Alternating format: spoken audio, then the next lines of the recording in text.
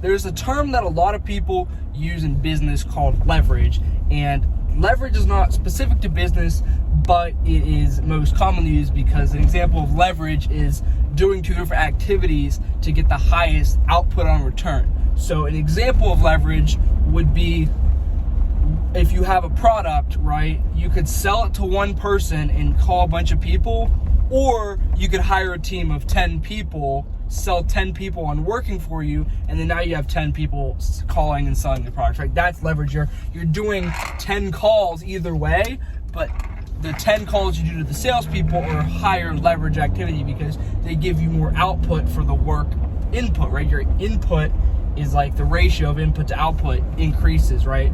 With leverage, right? So in fitness, leverage is super important because you don't want to waste your time. So my favorite example of leverage when it comes to muscle gaining leverage from a gym perspective is what exercises you use to get bigger, right? So for lifting, when we change our exercises, we look for the best exercises. Most times, people have so much variation of exercises in their program just because they don't want to get bored, right? But for me, if you're like, oh, I don't want to get bored, if you're let's say we're not even doing it to get bored, we're doing it to look for the best exercises, right? So let's say we always switch up because we're gonna find that best contraction. This exercise gives me the best contraction. We all know what exercises those are for us. It's different for everybody. For me, for my example, my favorite exercise for triceps is straight bar pushdowns or any form of tricep extensions.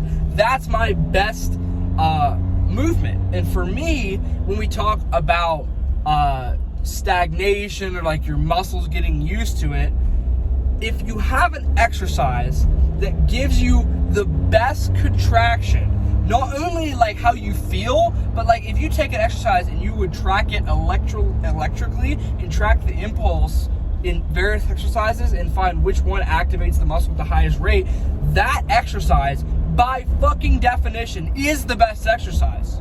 There's no argument to that.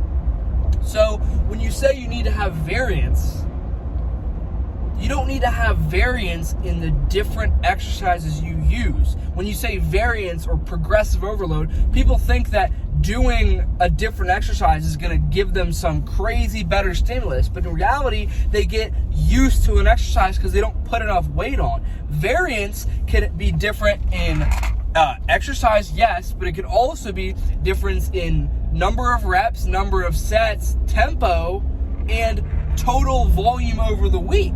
That's different in variance, right? Because if I have an exercise that scientifically is the best contraction and physically it feels the best for me, that's an exercise that I can stick with indefinitely, because if my goal is to build as much muscle as possible, why would I perform an exercise that has less contraction? Now, if you truly want to switch it up, then you have to like match that variance with sets and reps. So if you have, let's say we have one exercise that gives us 100% contraction and we do one set to failure.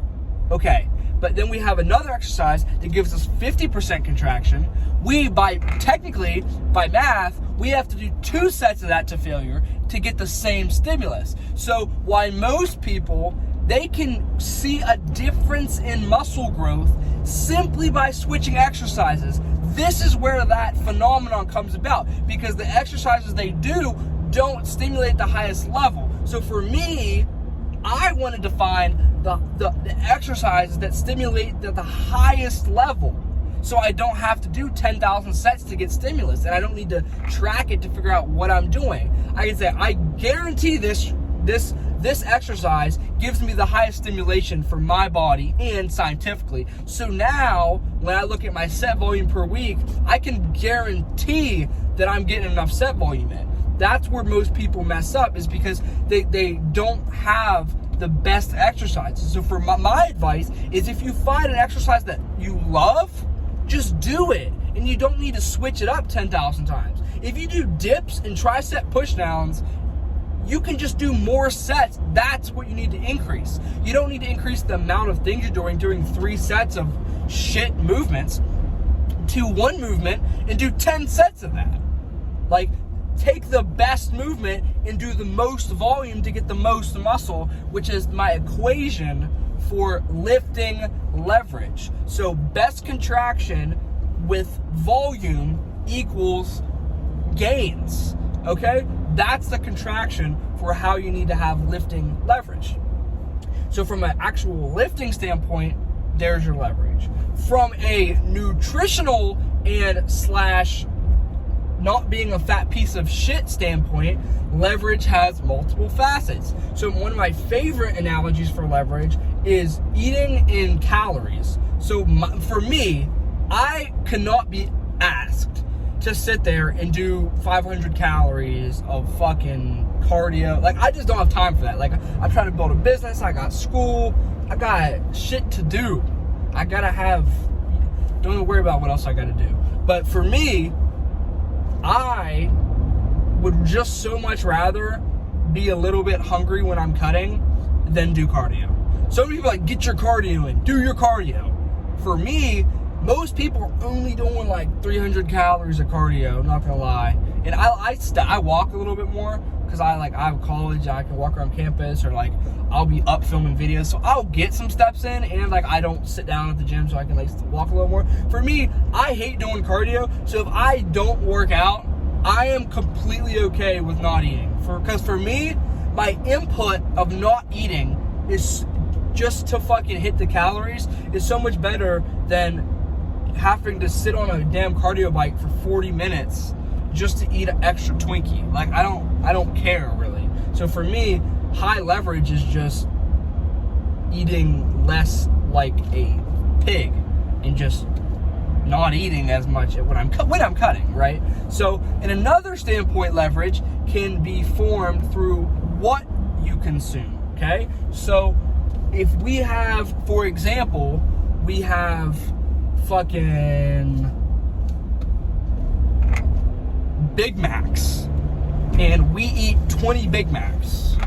Yes, we might hit our daily protein intake, but we also are going to be on my 600-pound life at some point and have a heart attack and die because of the amount of calories we're going to consume, right? So when we talk about leverage in nutrition, we want to get foods that give us the most for what we put in. Now, you do always see the keto carnivore dickheads talk about bioavailable. I'm not telling you to fucking eat liver, okay?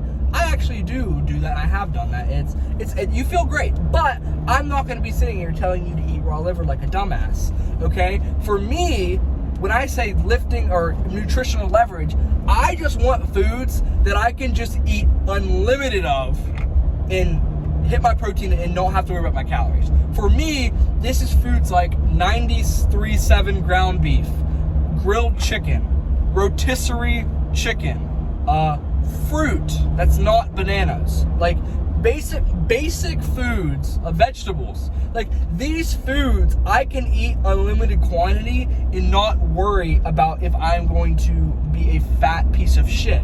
Okay, so when I talk about nutritional leverage, I mean just pick super high protein foods that are pretty low in calories and taste good, that you can eat unlimited of and not have to worry. So if you're talking about the 3 forms of leverage you want to push for the best ratio in, I would say, number 1, push for muscle contraction leverage in the best exercises for you, and then do more of that, so you have to do less sets for better contraction compared to other muscles you're doing. The second form of leverage you want to push for is for leverage inside of the calories versus input of activity to meet those calories. Third needs to be I'm gonna redo this. So the 3 types of leverage you want to push hard for are going to be, number 1, contraction to output lifting leverage. And when I say that, I mean the exercises you choose to give you the best contraction, and then do the volume that you need with those exercises so you can minimize the time spent in the gym by just doing more effective exercise. The second type of most important leverage you can focus on is nutritional leverage from an aspect of foods that you eat that give you the best return without having to starve yourself. Okay, so what I mean is like high protein, low calorie foods that taste good, that you like, that you can eat unlimited of, that give you the least amount of worry about what you're putting inside your body. Okay, next, leverage wise, the most important thing is going to be activities you're doing to get the results you want. So another example would be if you want to be under a certain amount of calories, instead of eating a ton and having to do a ton of cardio, eat less and just eat less. You don't have to do any other thing, right?